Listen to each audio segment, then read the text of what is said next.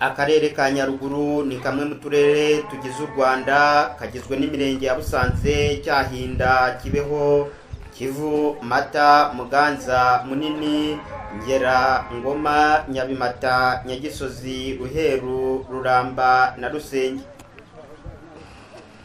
Mu minsi ishize hakwirakwijwe amakuru ko aka karere kari mu maboko y'ingabo z'uwitwa Sankara, ariko akarere kemeza ko ibyakwirakwijwe ku mbuga nkoranyambaga bitakoma mu nkokora urugamba rw'iterambere aka karere kiyemeje.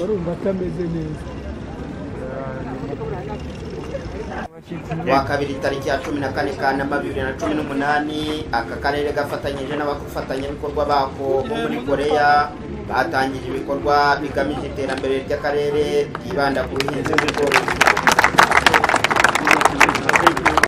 Tunakuja kwa gavana.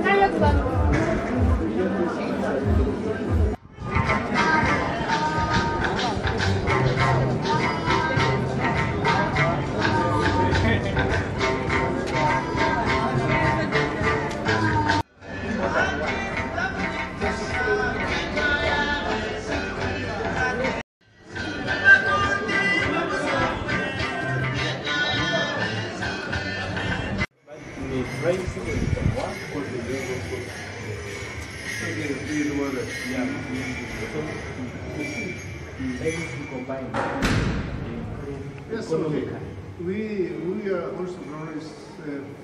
I don't know what is it.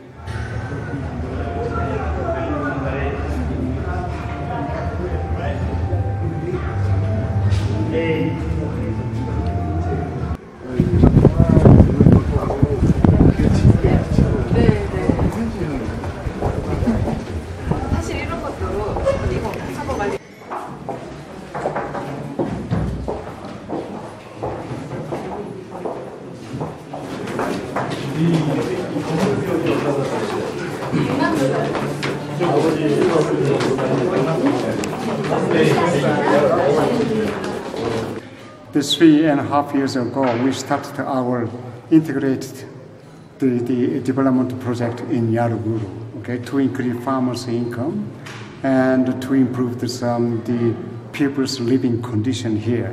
So we conducted many the programs, but mainly we constructed the hillside and marshland developed, and we constructed the main road in the communities in the country. And also we conducted some capacity building, educated and trained people, and also we provided some GDK program, okay? Provide the cattle, construct the cattle sheds, and also educated them. And especially in agricultural part, we developed the G3 program, so many farmers can save the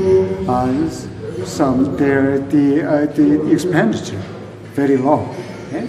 And lastly, we constructed this community complex, so many Nyaruguru farmers and government officers can use this one. Thank you. Yeah.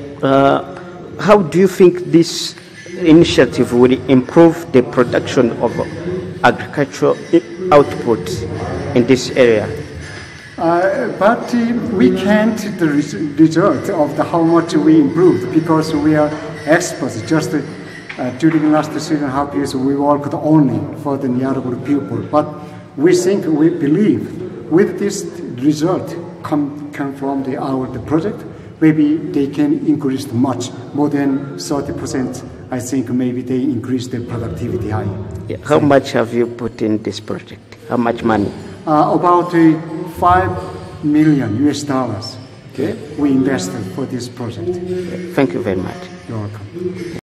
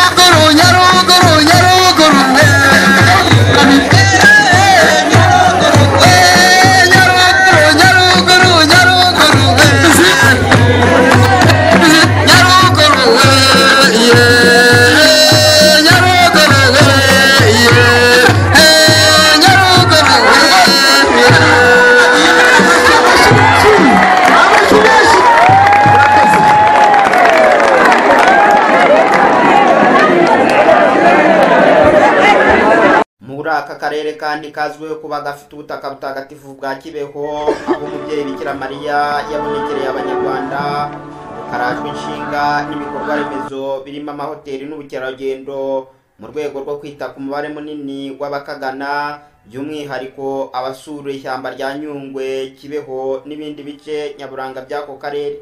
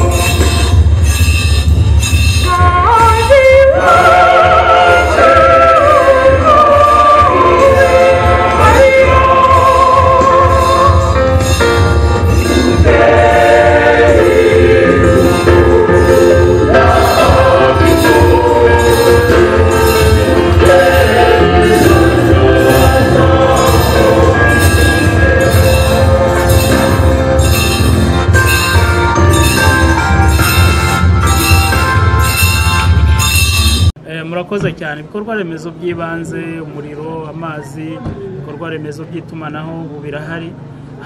Haburaga umuhanda rero ndumva mutakwirwa mumbaza aho bigeze, namwe murabizi kundusha ko ejo bundi mu kwezi kwa cyenda imashini ziraba zirimo zikora uyu muhanda. Nta rwitwazo rero rundi rugihari. Abashoramari nababwira iki, ubutaka burahari twarabuteganije, ahubwo baze tubafashe byihute bashyire ibikorwa. Urabona abantu baza hano ni ikibazo gikomeye cyane. Ubu ntushobora kubona aho urara uyu munsi, nimushaka kurara hano ubwo ngubwo mbaye mbahakaniye mureba ahandi murara, muragaruka ejo mu gitondo, kandi mwajyaga kurara mugasiga amafaranga mwitwaje babahaye yo kuza muri misiyo. Ariko ikibazo ntabwo dufite ahantu hahagije ho kwakira abantu ngo babone ibyo bifusha, kandi b'ingeri zose. Hari abaciriritse baza, hari abaringaniye, hari n'abafite amafaranga menshi cyane. Abo ngabo nabo bakwiye kubona ahaza, akabona apartment nziza yajyamo akisanzura, akabona hoteli nziza yajyamo, akabona serivisi zose ashaka, akabamara igihe ashaka. Ariko ubu ntibidukundira. Ubu uwaje waraye muri hoteli arasiga na bookings. Urumva ukuntu biba bimeze. Rero ndasaba abashoramari rwose kutakomeza gutera inyoni aya mahirwe igihugu kiba cyabahaye, kuko leta yo yakoze uruhare rwayo. Nababwiye ko icyaburaga n'umuhanda, nyakubahwa perezida wa repubulika yaruduhaye, ejo bundi uratangira, amasezerano yarasinywe, ibintu byose byararangiye. Ubu ngubu uratangira wubaka ibitaro byiza. Hari n'abatubazaga ngo ibitaro byiza biri hehe. Ibitaro byiza birahari hano hakurya, twatangiye kubyubaka, byiza by'akataraboneka, ku buryo ashobora kuza ufite ubuzima, ugeze mu zabukuru, akaba azi ngo ngize ikibazo hari ibitaro byiza bya Nyakira. Ubu byatangiye kubakwa, n'ibindi byiza byinshi leta igomba gushyikiriza abaturage yarabiduhaye. Ahasigaye rero ntabwo leta izajya mu kubaka amahoteli cyangwa se gucuruza akabari cyangwa gucuruza ji n'amata. Ntabwo ibyo ngibyo ari inshingano za leta. Abandi nabo ntibabyaza umusaruro, cyane cyane private sector.